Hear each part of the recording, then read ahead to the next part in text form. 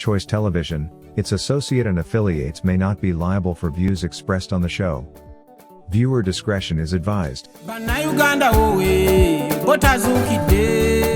Ani gwojoga twalina sente nga temuna twalina sente waffe nga temunazifuna jjajjange yagabaniya mu kanaana tulina mayiro nomuleko twalina kujoga munno bwoti n'omujoga n'omufuukira ddala embwa abaana bakeera kolima nyange manga akeera mukolimira bakazi bange bakeera mukolimira hirupe nina kubeera mwanda weyaze siribeerako mwanda weyazo gwe joga gye wawasa naye siribeerako mwanda weyaze sisobola kumukwata mu ngalo sisobola ye I will never reconcile with him. Well, young partner kuva mu State House olwamala okuva mu State House n'ateekamu mukwano gw'eddooni ekaniko tuno sirigendako mu New Vision siriza nagenda kupamayo bina bankwatira mu kkubo siriza kupamayo siriza kupama mu New Vision obwo bwali bujozi ako kamanyiro mumanyira bumanyizi media center sobola president's office sobola muna tumanyira komawa guri nebo uliango yagala genda nebo mbanja kana kupama yosigenda mpulira pama mu mpali mu Vision sobola gena mu New Vision etuko oyinza no kukuba mu nnyonyi nomanya mu nnyonyi ne wenyaga I believe in emitego. Yes, I go home and cry. What did I do to this man to warrant this type of suffering? Because I came and worked in. Did I meander into State House? Did I force my way into State House? Or I was called by his father-in-law? Where do I get this punishment? Not to joke, not to Nyakum, not to Shisha, Kononia, family affair, Manidro, Najiniako, not to Nyalako, not to Niako, not to Nyalako, Kangende Wafe, Tulikolam government in Dala. Ateno Yakubera Miakanamiaka, yet I Jacobao.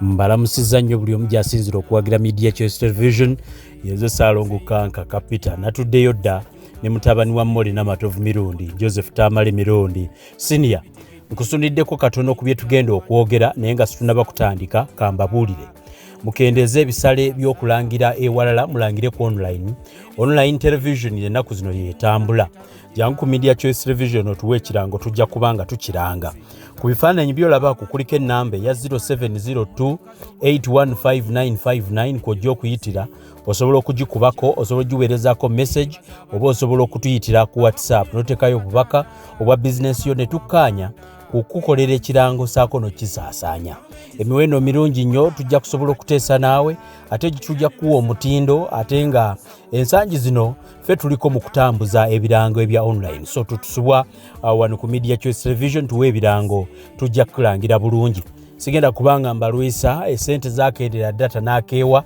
kakati katugende butereevu mu programu y'olunaku olwaleero tubalamusizzaako mwenna gye musinzira okutulaba mwebale nnyo okutuwagira mutabani wa Mmole n'amatovu Mirundi Joseph Tamale Mirundi Senior abantu beewuunya emyaka gy'omaze mu media ne following gy'olina ng'omuntu natandika akeera ku makya nga yete wakyaliwa anti ng'ebibye tebiwangadde wano natandika okuwandika amawulire mu 78 yes 78 79 why nali mu senior yakusatu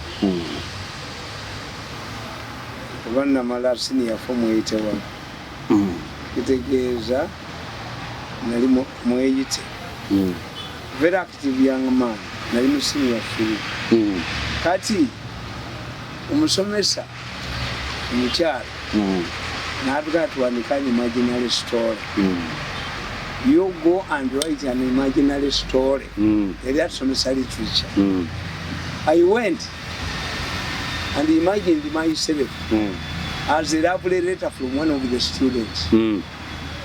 I don't know how it came into my mind, but I was admiring the girl, the woman who was teaching us. Very beautiful woman. They told me she's still alive, but she's married. She's an old woman now. But they told me that she has maintained her beauty. Can you imagine? But I'm 60 something. How old was she? Kakawala kalungi nnyo. Kati I narrated when my friend Chigundu wrote me to the teacher, the literature teacher. When we talk about post office box, these days you don't know them. the post office box was for each person had, or a company, where your letters would be found. And there were public openings where you would throw the letter, and the post office people could sort them out to tell you where your letter is intended to go.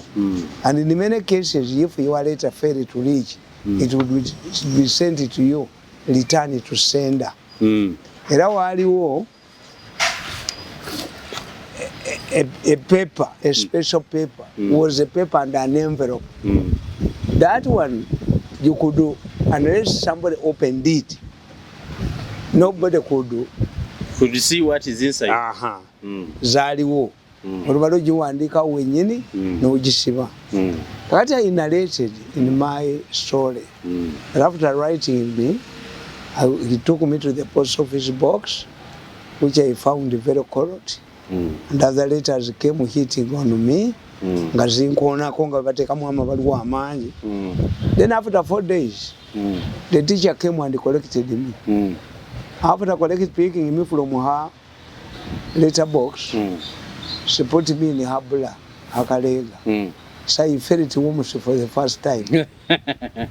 When she took me home, she arrived home, stripped herself naked, and started reading me. As she was reading me, I was peeping between her legs. The following day, the teacher brought me the exercise, returned our exercise box, and I was summoned to the staff room. The headmaster was a brother, Bernardine Kumalaki. The Catholic brothers. Then the brother asked me, the headmaster, did he understand the assignment? Yes, I did. What did the teacher tell you to do? Is write an imaginary story. But this is a lovely letter. Yes, I imagined myself as a lovely letter. The staff was torn into two groups. One was supporting me, and another one cursing you. Cursing me. So they summoned my brother. He came. He had the same position. What did the teacher tell this man to do? To write and imagine. What is this? This is a lovely letter. I got a point of a somesa. Imagine himself.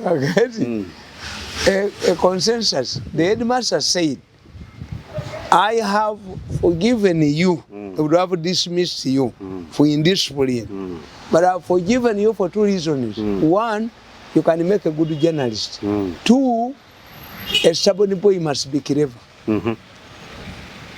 But it was decided not to attend the literature classes. So I taught literature myself, and I got credit 4. Hey, how would you teach yourself to the extent of achieving a credit? A literature books. Even in the media, people are saying, where does Mzee Mirundi get all what he knows? Because you are one of the biggest sources of information and true information. I witnessed in 1980 when the political parties were revived. I was a strong youth winger for the Democratic Party. The Zoyogerako, the younger brother of Zoyogerako, many DP leaders knew me. In fact, at our school, I established a branch for the Democratic Party. And the party officials came to conduct the elections. Serious? Yes. I stood with the head prefect, it was called Karamoja. I defeated him. Yes.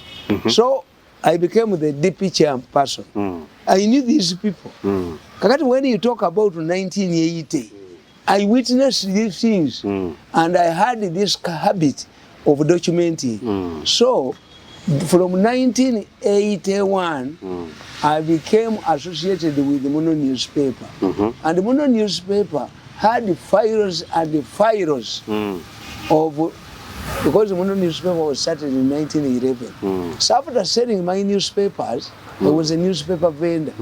I would come and peruse through the files, the Muno recordings, files.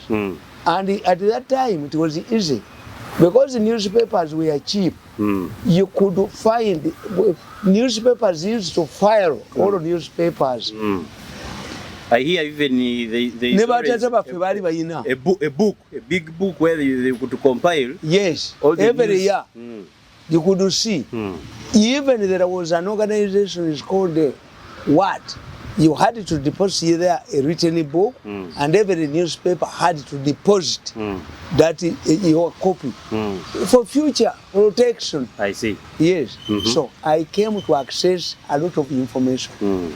I came to access a lot of information. That's how I used to know. I knew.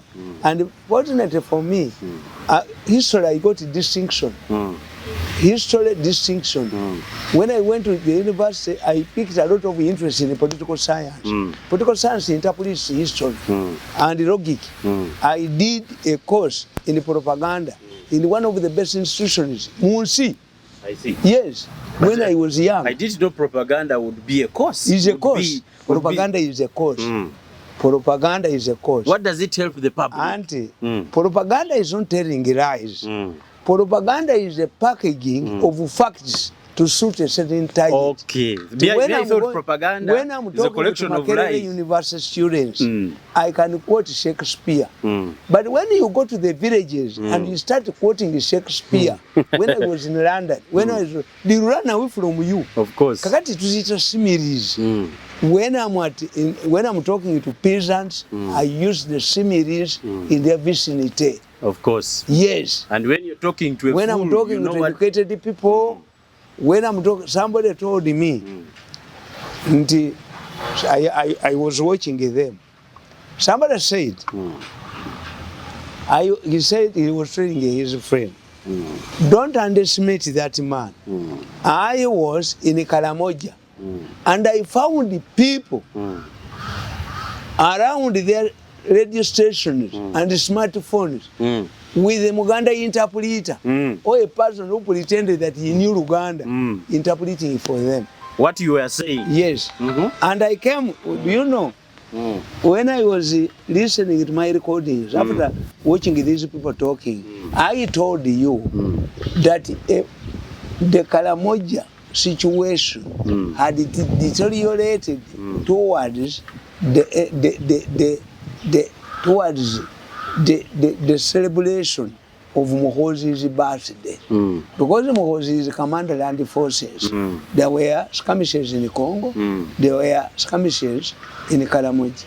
I said, how could a Pokoto man raid Butizi farm and stayed there and even roasted sheep? He also raided the farm with these deep people who is also Karamoja. I said, how can that happen? Yes, a Pokoto man, where? So me, I knew. I knew. That's why people are asking, where do you get this information? Before Muhoozi went there, you had already told us. Yes, the president has been there. Me, I know. Because you read history, you study the enemy, and you must know that every sound in the politics, every movement in the politics, every has a purpose.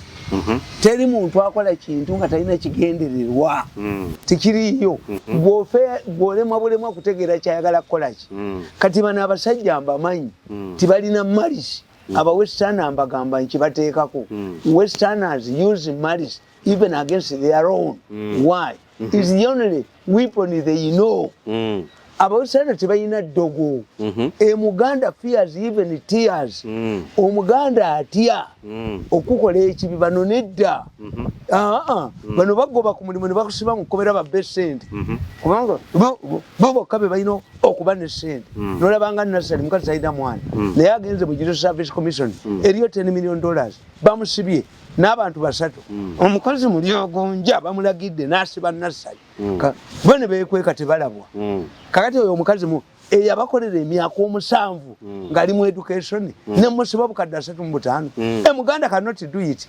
There is no Muganda who can do it. Yali obukadde 35 yes, mwe muli ameka abamusiba Omuganda tasobola kusiba munne ku bwereere amanya kijja kuddako ne mudde omusajja nganza abakoledde myaka 14 ndi mu State House munnyako mazi munnyalako nkali munnyako mazi ne mukanyuka kasasiro ne mulowooza mbu nja kukkiriza lwabwoga andagira nteeke munda we yaze bokolereye muwe information mu public agamba siyiye ate ayagala gitwala ngende mufukamire nali simutire ekyankwanza nali siye kwabikira ekyankwanza mu western ebyo abikola Muganda cannot do nti wali abaganda bagamba nti ojo tojoga nsanafu nozituulamu you cannot humiliate somebody not a family ye no lemesa sentence no kolochi ngemisango jogowa jedisa nzije nkunye ne munyuma nkusimule ne munyuma twegamba nkusimule ndetse ne toilet paper nkusimule munyuma abawasabalo aba queen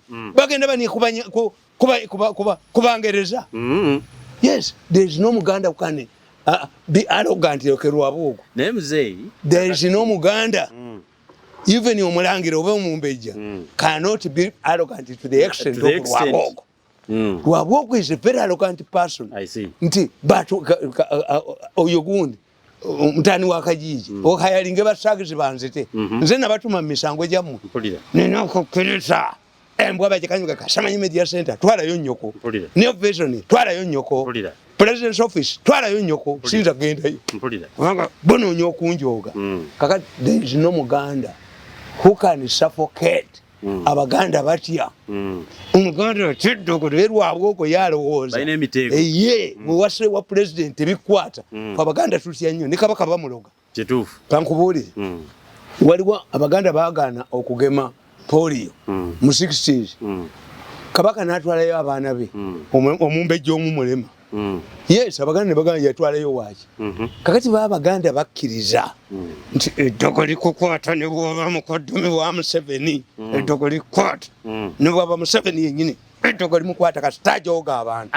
kasitania ku bantu n'abanyalako niba nti babiina kakati abo mbategeera anti bote babitya nti ne muhoozi owaabwe bamukubye ne bamwogeza twisi ezitaliiyo ne bamulaga ng'omutamiivu ne baleeta kashe bakamwonoone naye nga bamunju kakati abo bategeera ntegeera eddogo lya Lwabwogo eddogo lya Lwabwogo batutta oba atutta atutte naye ejjogo liriyitiridde ayitiridde okunia ku bantu abawase wa Queen bwawase wa Queen onia kubangereza ogenda osiisa bwania bwasiisa abaana bali mukwata essenyu teribeerera walibeerawo gavumenti eri mukwata ani yali amanyi Nakalema naye ava mu mawulire ani yali amanyi nti Kabushenga ennaku emukwata ani yali amanyi nti Kolobya naye alikwatibwako ani ne muli agonja ajja kukwata nakula ajja kukwata yes bwavu bututta Kabushenga tanaba ni Lwabwogo bwajoko Lwabwogo end up in a worse situation ajoze nyabana nokuba kadaga nokuba nacho bamuwa sente nagana bakagaba nokumpa sente nalinye mutire kyankwanza baba ku kitebe kyabwe ekyobujozi bali tegedde nti naffe tuzalibwa ngana bo bazala abaana bwa naffe banyaffe batuzala basula bakokolima banyaffe basula bakaba kakati abo mbategeera this is how they fight era nabagamba nti what you don't know two things nze kubuulirira wa oyo speaker ayinza obutawangalawo speaker ayinza obutawangalawo ne deputy we Anita Amonga ayinza obutawangalawo ate kati nkubuulira mu statement yatugamba ajja kubeera speaker Karamoja let me tell you when you start the Karamoja politics the moment you dominate your government with the Itesos, the Karamajonga abandons you. When there was a war in Iteso, the Karamoja were supporting Museveni. At one time, Museveni referred to Karamoja guns as his. There were 40,000 guns in Karamoja. Museveni said they cannot disarm them at one time because there was war where. The Karamoja very strategic. I see. As Museveni was fighting RPA in Iteso, Karamoja was peaceful. Kakati the forces have changed. The speaker is an Iteso. The deputy commander is an Iteso. Angina, an Iteso. the M.i.S.O boss is an eater, so the Karamoja have to abandon you. I see. If I thought they would be coming to government. They have because you have placed their own. If you dominate your government with the Tesos, then the Karamoja, you must lose the Karamoja. I see. Once you dominate your government with the Sebeis, the Bakis will abandon you. This is the politics. If you dominate with your government with the Achoris, the Rugwalas, the Western Nairas will abandon you. I see. Yes. The government here in Uganda is balancing. Kuita kurutindo. How do you balance? Wakolanga kapazo. Yomusajja yine ente. Yina amalagala. Nga yina nembuzi. Nga yina nechi. Nengo. How did Uganda boyagala balancing? And the Karamoja have been fighting. The Karamoja like these people in the Kasense, the Mumberes, the Karamoja have been fighting successive governments. Successive governments from the 60s. Karamoja was one of the fertile areas. Now they nonya ekitwala bongi wano. Anti ekyo kitegedde Karamoja kitegedde nti abakaramoja temubazanyisa. When you look at them, the way they dress, you think they are bajinga. No. Abakaramoja barwanyisa. The British maintained a big garrison in the Karamoja to protect the guns from Somalia. Somalia has been a problem since the 40s. The shifters in Kenya, because there is a part of Kenya, a part of Somalia that was added on Kenya. These people are fighting to go back to their Somali brothers. Two, the Karamoja killed a chief who was introducing education to them. At independence, the Karamoja passed a resolution to Obote, remove this machine that is eating our cows from this place. Karamoja had the largest meat factory in East and Central Africa. I see. If you don't know.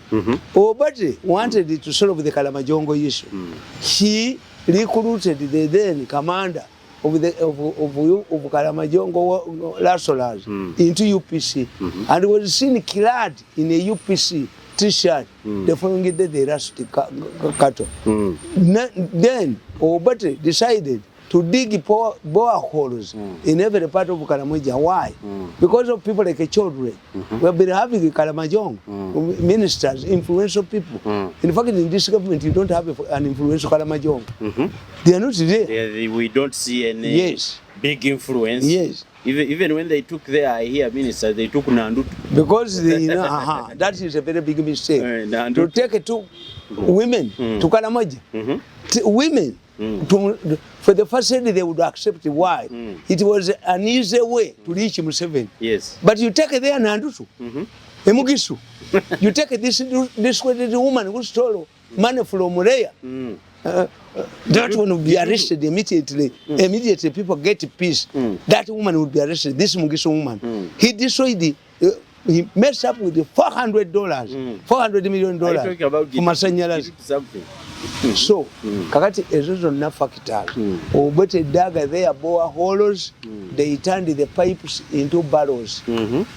When you want to start the Karamoja is not as easy as you know. And it took Karamoja has a lot of minerals. Who are exploiting these minerals? That's you the think big question. They are like Banyolo, who are watching you when you are exploiting oil. When you are oil waves are being taken away by people from Western Nile. Ministers send the people there to claim land when they are not there.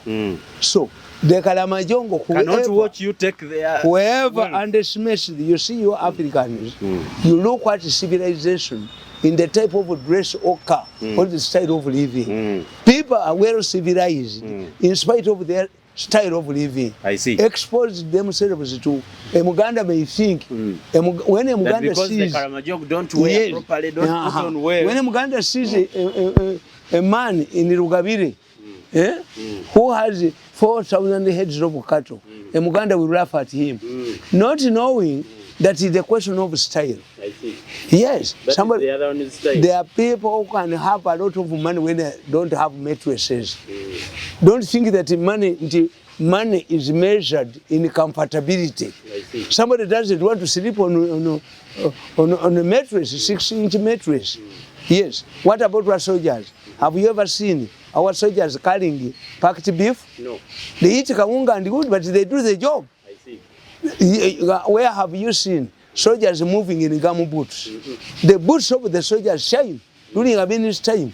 We like it to join the army. Tinenga tojera biramu. Saja kubenga tunechi. And you see your image. The soldiers had amber shops where they could go and buy. The only thing was that their biscuits were bitter, ngabikawa, but civilians relied largely on the army. But what happened for supplies? All those things you're talking about seem to be history. Kakati echo nchikubulira ne gamba. Wherever you must study Karamoja. The Karamajongo too, the Karamajongo tell you that when the Pokotos attack, a non-Karamajongo cannot defend them. They have the right to defend themselves against the powerful. Because we are saying, when you read the political science, they tell you that if you want the police to be brutal, use foreigners, but never put foreigners in the army, because the foreigners don't die for countries which are not theirs. A person today, the Ukrainians are facing artillery fire every day from home, but they have not surrendered. Why? It's their country. Yes. The mercenaries will run away. During your Amin's time, as the Tanzanians advanced, the Congolese and the Sudanese, who are masquerading as Ugandans, fled. I see. They fled because a non-citizen. Kakati, this applies to Karamoja. A non-Karamajongo cannot risk his life to protect the cows that have been stolen from a fellow Karamajongo. It is only Karamoja yes. who can feel the pain. He knows what to do for his own. But their problem is the Somalis, because they have Kirans. When you look at the Karamajongo, they have Kirans, the Somalis. If you train local defense to defend, but the local defense people can also use the same guns to steal cows from another Kiran. Maybe when the solution would be to arm both.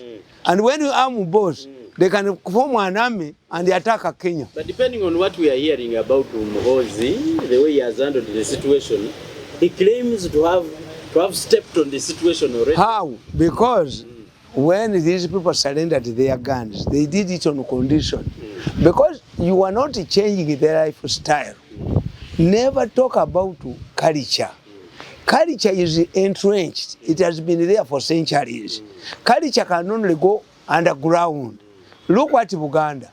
All cardinals, religious groups have been here. But Buganda practice of Samize. Yes. It has survived centuries.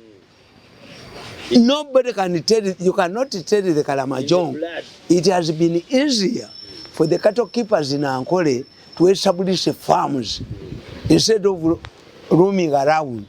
Museveni has managed to convince these people to stop the pastoral life, to have, because they did not have land.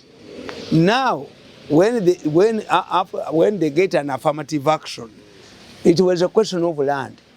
They know now that you can keep rear 100 cows and get more milk than rearing, looking after 1,000 cows. That in Europe, they have seasons. You can maintain your cows during winter. So for the Banyankole cattle keepers, it is not Karamoja. These ones needed panel beating. The question was acquiring land and knowledge, which Museveni has done. In Karamoja, you have to change the lifestyle and their culture, which is entrenched. You cannot change culture. Yes, because for them they know that to prove that you were man, the cows that are needed for dowry must be stolen. But what are you going to change? In Saudi Arabia, how did Museveni do the disarmament of last time? They hide. You cannot disarm anybody. when you don't know the number of guns he has.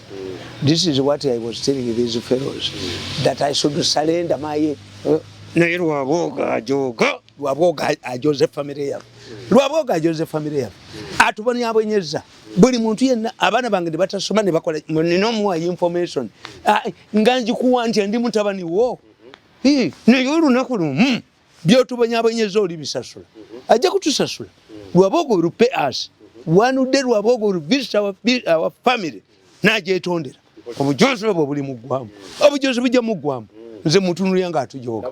Natujoga fenna natujoga najoga family yafe abana ne batasoma nagende no nasiba sente zaffe nakola Europe kubanga nze sina contribution gye nakola mu misango gye.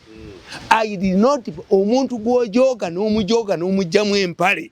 I know kubanga ya participating nimuli na sente nimutamuwa. I did not participate at what warrants a 10-year suffocation. He will pay. Mbabulira edoko oyinza nokukuba mu nnyonyi nonya mu nnyonyi ne wenyaga. I'm telling you, it seems that I'm a joke. We can accept somebody to suffocate us emyaka 10 nga buli kamu konna nina okujjamu ebintu byange najja kumpewo nakola atya. You will pay. I assure my family one day we shall see Lwaboga here. We call it okutegula. Ajja kujiwa fa tegule. Ngejo golimu edde mutwe. Ejo golimu gwa mutwe. Obujozi buli mugwa mutwe. Aliko aliyobuza ekyamutulumbisa.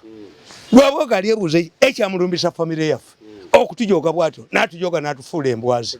I'm telling you. Kakati nkubuulira nti culture tevaawo. However much I'm a Christian in Uganda, I believe in emitego. Yes. I go home and cry. What did I do to this man to warrant this type of suffering? Because I came and worked in, did I meander into State House?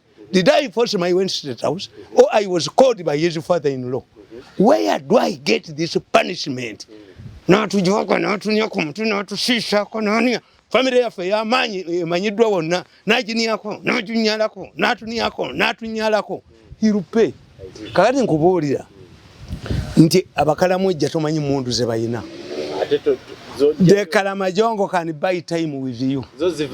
And in Kuba supply you Nkugambye, the British maintained a large garrison in that area. So the Karamoja are not singing guns for the first time. In 1979, they raided Moloto barracks. As Armenian soldiers were doing what? We are freeing. They are selling guns across the Kenya. Yes. Ekitegeeza that area. N'abazungu yabalema. What would be your recommendations to classify what is happening in the region? It takes, if the Bagiso cannot abandon Yambalu, what Museveni has succeeded about Bagiso is that he has discouraged them from using one knife. These Sebei women, they have the female card. It has survived for many years. Why? When you look at those who circumcise the female card, these are distant traders. They look at the most sensitive part of a woman. I'm going to be away for 6 months. So let us remove that part that will cause trouble for the woman. Because by the time I come back, my wife will elope with my neighbor. I can even contract diseases. She can produce, because the biology of manufacturing babies occurs inside the world, the woman. It can lead to war. It can lead to war. So, as a mass communicator and a change agent, I must look at what these people achieve. As I dismiss this woman, women were not using knickers. No. Mu Buganda bakazi baliti balina nika. Kati okukyalira ensiko, a woman is covered. Until you cannot rape a woman yakyalira ensiko. No, you try to rape her. Even you are married woman. If your woman teases you, you cannot. So there are many ways when women see. Some Museveni's ministers don't study the history before they talk. Yes. When you are talking about Kasese, the Bakonzo number 10 million people. And there's only 1 or 2 million that are in Uganda. but their king is here. You must know that Mumbere is not Kabaka Mutebi. Mumbere has been fighting the Zulu movement. One of the reasons why Amin gave them a district was this. When you read about our history, why Uganda attained its independence later than other East African countries, the matter is simple. In 1928, the governor made the chiefs transferable. The governor made land reforms. And the Baganda chiefs were removed from other parts of Uganda. As a result, because the Uganda chief was the face of colonialism, in many of these Ugandan parts, people believed that colonialism had gone, they had achieved independence. The moment they separated these Bakonzo from Tolo, because in the Rukulato, they were choosing the Bakonzo of smelling fish.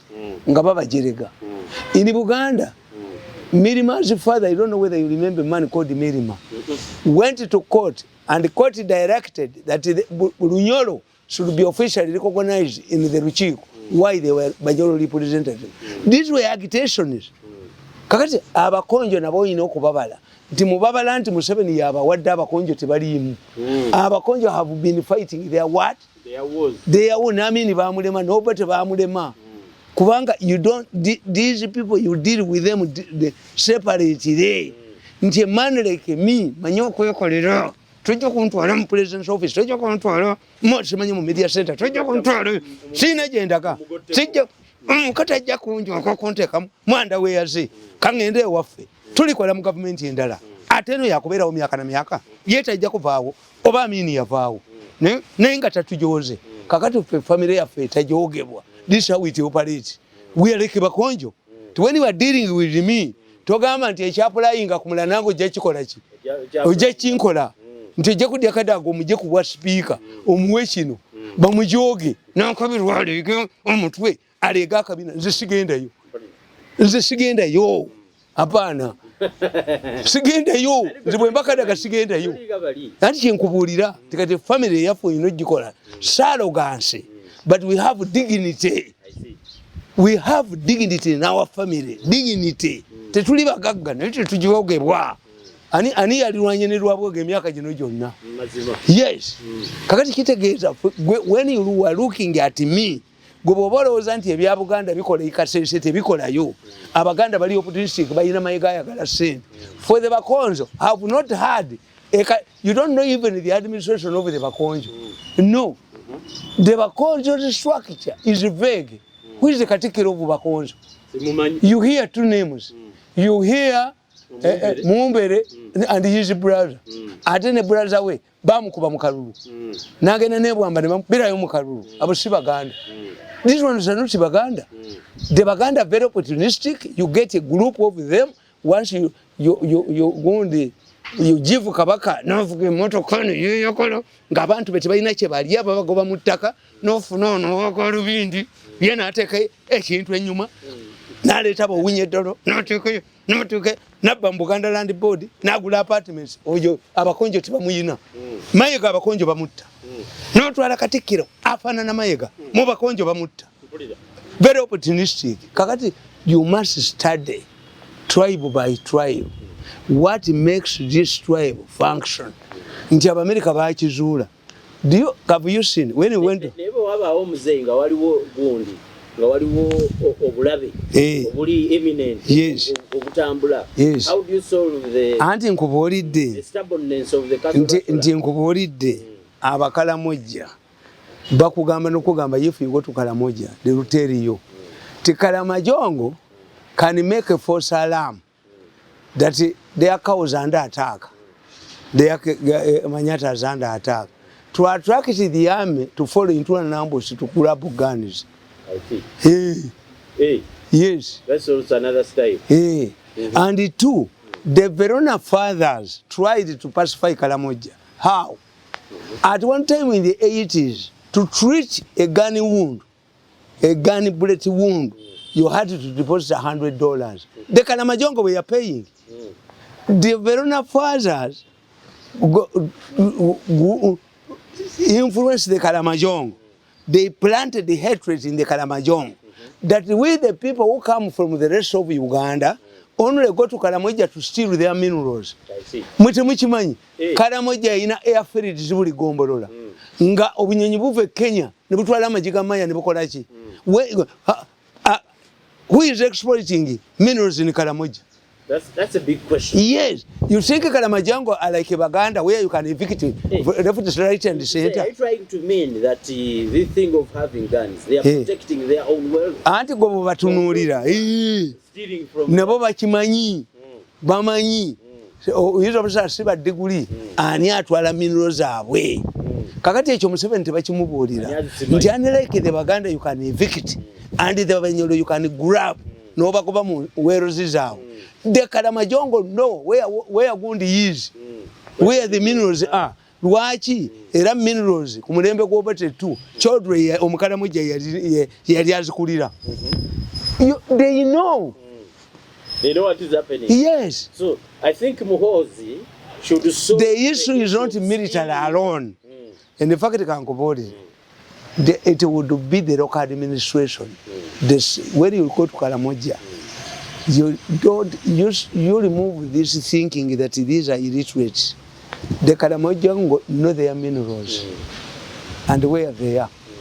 And they see being exploited. Yes. They are not like make an agreement with the local authorities and it must be implemented.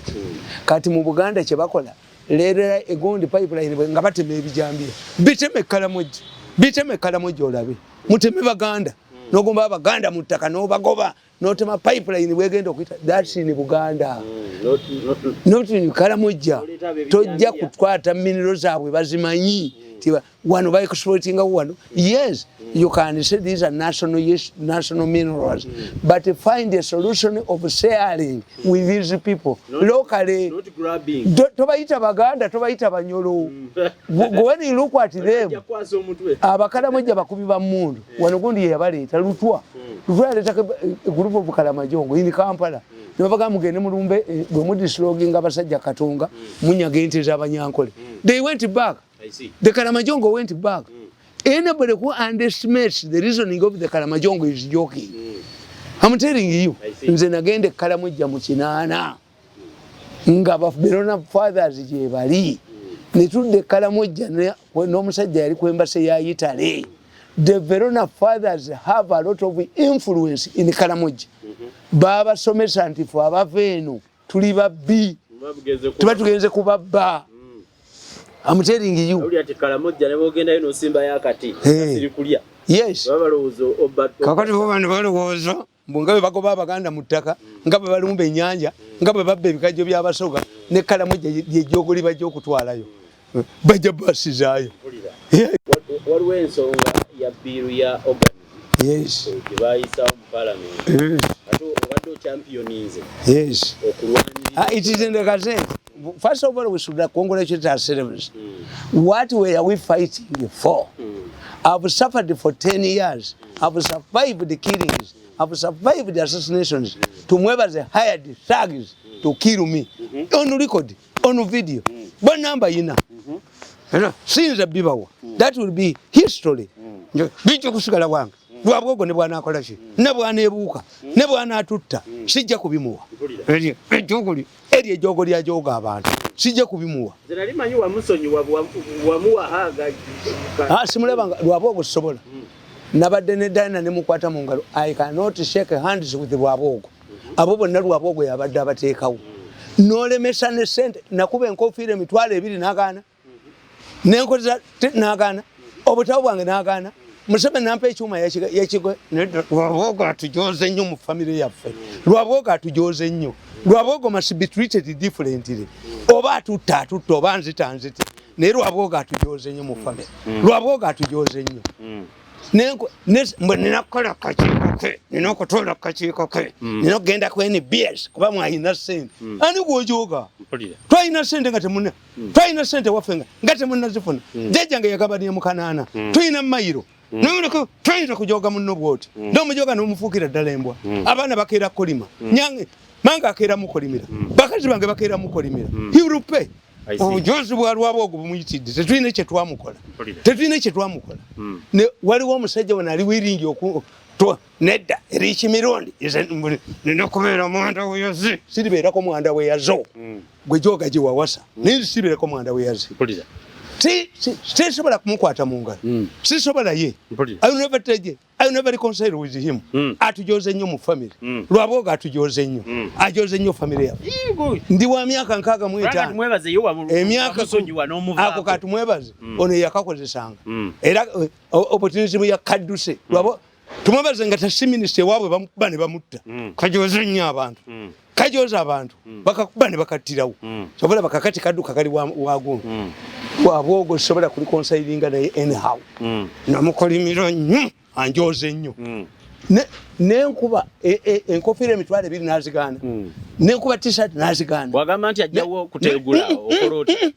Lwabwogo alimala kujja waffe nakola emikolo yesinza muta nedda sinza musonyiwa Lwabwogo atujoze nnyo Lwabwogo ajoze nnyo family yaffe n'abaana bange ne batasomera singa abaana bange ne basomera amasomero amabi buli sente yange n'agikwata nze nakuleeta emisango gyo nze namuleeta emisango gye nedda Lwabwogo atujoze nnyo family yaffe agijoze nnyo family mwambale alimala giteegula alimala kuteegula waffe nkubuulire omulenzi oyo atujoze nnyo Lwabwogo atujoze nnyo toyinza kujoga muno n'omutuusa bwoti ne ssente zonna buli wamu n'agikwata nze nakuleeta ebizibu byo yampala nakuva mu State House olwamala okuva mu State House n'ateekamu mukwano gw'eddooni ekanigotune sirigendako mu New Vision siyinza nagenda kupamayo bina bankwatira mu kkubo siyinza kupamayo siyinza kupama mu New Vision obwo bwali bujozi ako kamanyiro mumanyira bumanyize media center sobola president's office sobola munatumanyira komawa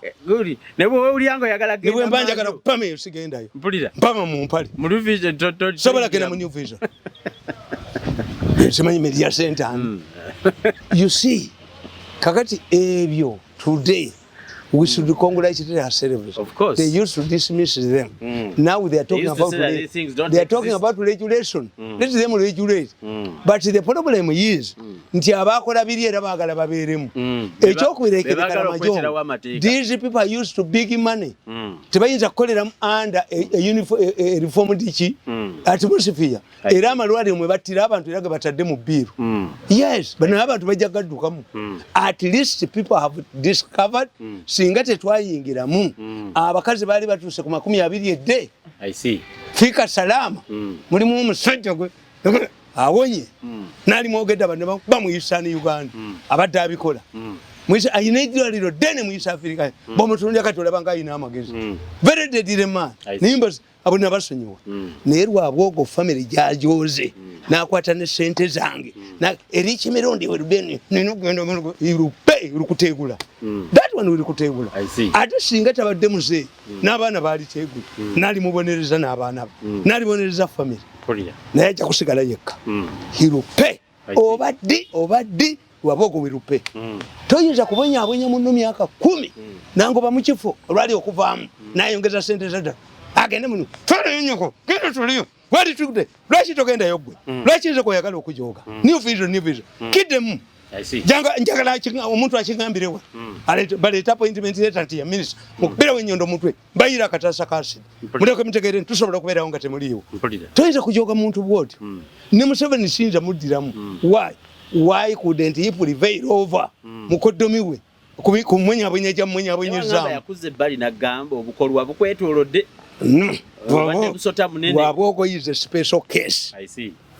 Waliwo move gye bakola to compensate me amala kuliza sente ze yatwala ezabano nje zitwala nabo nja kutuula nabo naye Lwabwogo yetaka special meeting ate sijja kutuula naye siryogerako naye nido naye bajjamu kubajja bawulira Lwabwogo ajoze family yange emyaka 10 kuba ina president's ambitions anjoga nina okumwa ebintu lwampaka nakola sijja kusonyiwa Lwabwogo oba muleeta sente oba temuleeta naye Lwabwogo sijja musonyiwa Lwabwogo ajonyeseza family yaffe atujoze ekitiridde family yaffe yonna nagijoga tejoga naminiti yatujoga waffe teyajogayo n'abakabaka yeka kitange tebamujogako naye Lwabwogo atujoga atya bwali n'atujogera ddala n'atufuulira ddala embwazi n'anteekamu Anteke mwanda we yazengo olugosi yandagira jendaga agenda mu M.i.S.O nakweza ali agenze kujjako programs azijjeko nange zayisandise okuzijja alese kano kagundi kano simanyi kalo yabakayitani okale sino kukwata kugwe nakwo omutayimbo yayita basi yes advocate yes abo bonna bakabuseka bagoba timuli his problem nagende wafe ne mukolimira mpozi gasezala we yali leta sente ningenda nkola emikolo ewaffe naye twamukolimira omo nata future yange yonna nze namutuma emisango gye nakola Lwabogo yali anjagatteko n'olunaku n'olumu simanyi tanjagalangako yes Lwabogo is a special case I will do it nasanyuse waliwo omukadde wange yabagambye nze case I'm not involved in this organic case and I don't intend to benefit in organic business but I'm standing here to make sure that we end this 10-year battle and to ensure that my son Mirundi gets something. Lwabogo nga blocking mbwe erich Mirundi zen sijja kwogerako naawe. I'll never talk to Lwabogo. Even God cannot tell me to reconcile with Lwabogo. Serious? Even God. Ebye waffe byokka. Omusajja amwenyabonyeza. Lwabogo amwenyabonyeza. Abaana bagende batasoma. Kumbi kubula chetulya ulika sente we kweli no he must pay he must pay he will pay kati teka balitaddeyo biririgo muzee anti eteka balirese debate let the government debate it bali debate abo tebayinza kukiza kolera mu mbeera era eteka balitaddemu obwayiro batta abantu tebayinza kolera mu mbeera utafire yabagambye nti tebayo mwana gwe batwala bweru nga takebeddwe organize oba mweziri n'abagamba nti kino kubanga kadiki clinic yokaye ekikola olaba kikubye Amawulire yes tebayinza kukkiriza is a slave trade there is a man here who has experience in dealing with the organ dealing with the organs internationally is there niba bakidnapping abantu banabasinga singa tujjayo coffin ez'abantu abafa covid tebaliimu ogani bazitwala these people cannot manage even if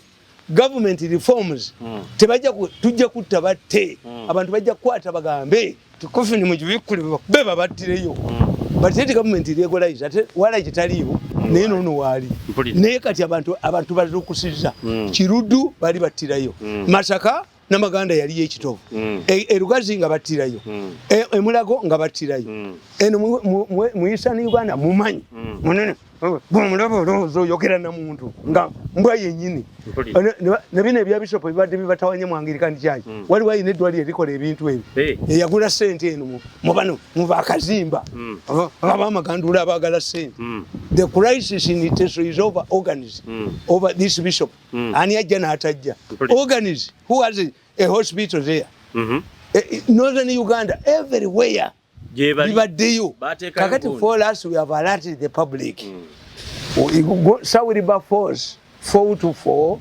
slavery against slavery he was happy that a few days before his death the British Parliament passed a law against slavery I've suffered for 10 years we have lost everything I've lost 10 years which I will never recover there's no job that can compensate me but I've alerted the public of course the public knows njakolagana n'abantu bonna nja bakwata mu ngalo naye Lwabogo sinza mukwata mu ngalo no I cannot shake Lwabogo's hand serious Lwabogo atubonyabonyize Lwabogo namugendere waffe w'amaanyi nnyo I have to perform oba Museveni yalireeta sente to perform the rituals the mikolo I see but before I perform the rituals I cannot touch on Lwabogo I cannot shake hands with Lwabogo and he must pay us and those rituals are very expensive to perform I see I need your money yes tali damu kujoga bantu Lwabogo tali damu kujoga tali damu kumanyira bantu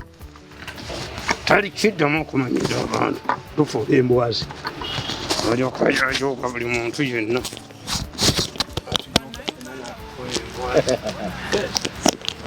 Chibuka yabagamba nalubuti yazukidde bwendowooza ku Uganda saasira omugenzi taata anti yafiira mu Luweero mu lutalo lw'abanyanya ku kyalo Kapeekaawo ng'emmundu eseka obuteza taata we baagamukyera ng'alwana n'olulenzi Bizinensi kaali kaseera ka kacwano oba kanjiyite ensasage mu kalulu k'ekinaana Obotenga yakakabba Museveni n'asituka n'abinnyonnyola bataata okugenda mu Sikeruweru